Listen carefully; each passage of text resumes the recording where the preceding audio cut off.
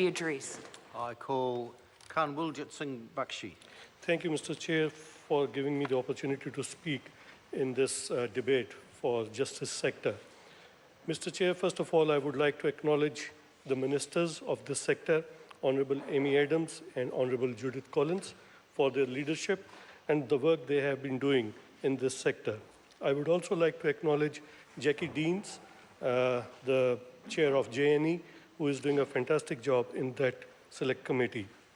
Mr. Chair, this government has been working hard to reduce crime, and I would also like to acknowledge the police as well as the corrections for the work they are doing in helping this government to achieve their targets in reducing crime.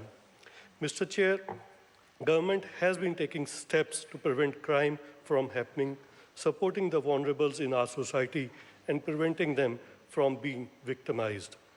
It is the national-led government's priority to provide safer communities and focus on reducing the crime rate in this country. And I would also like to once again say that this government has been very successful by adding additional 600 frontline policemen to reduce the crime. Mr. Chair, you are one of those members who have been a policeman, a lawyer, have seen the court system, and a member of parliament. And under your leadership during the J&E Select Committee, you were the chair. Don't bring me into this debate. Thank you. Yeah, Mr. Speaker, Mr. Chair, I would like to mention over here that the police, during the Select Committee process of law and order, there were issues raised by the opposition of the having burglaries in New Zealand.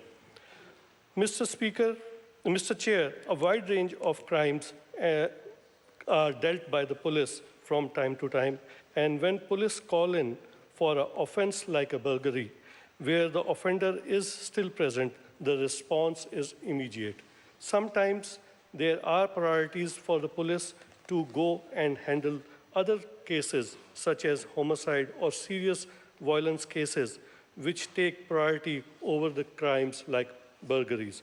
But wherever the evidence is provided, the police has been successful in their resolution, and they really work hard to make the communities safer.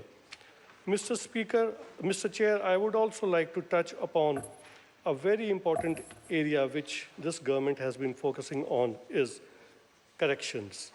In the Select Committee process, we saw that correction has been doing a fantastic job in reducing the reoffending rate, which has fallen 6.8% since June 2011.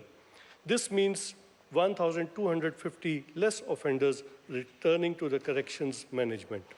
The number of reoffending is down 24%, and as December 2015 compared to 2011. The vast majority of prisoners will be released back into our communities, which is why we are committed to ensure they don't create one more victim.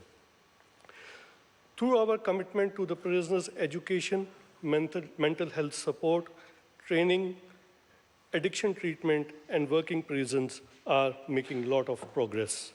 Mr. Speaker, there is no magic bullet for reducing reoffending, and we are tackling the drivers of the crime in a number of ways, and we will continue to do so.